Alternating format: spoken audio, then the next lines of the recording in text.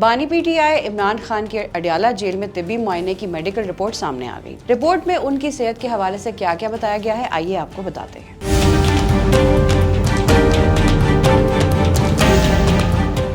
Chairman PTI barrister Gohar Khan ने बानी पीटीआई की मेडिकल रिपोर्ट सोशल मीडिया पर शेयर कर दी। मेडिकल रिपोर्ट पिम्स अस्पताल के 2 डॉक्टरों पर मुश्तमिल टीम ने तैयार की है, जिसमें कहा गया है कि इमरान खान मुकम्मल फिट और एक्टिव हैं। मेडिकल रिपोर्ट में कहा गया है कि बानी पीटीआई का ब्लड प्रेशर भी नॉर्मल है। रिपोर्ट के मुताबिक इमरान खान को 5 रोज से बदहजमी की शिकायत थी, जिसके लिए वो पहले से ही दवाइयाँ इस्तेमाल कर रहे हैं। इमरान खान को कुछ माह से टेनाइटिस बीमारी की भी शिकायत थी, जिसके लिए वो पहले से ही अद्वियात ले रहे हैं। रिपोर्ट के मुताबिक इमरान खान ने कानों की बीमारी से मुताल्लिक कोई नई शिकायत नहीं की। वो मुकम्मल सेहतमंद हैं और फिल वक्त उन्हें किसी नई मेडिकेशन की जरूरत नहीं।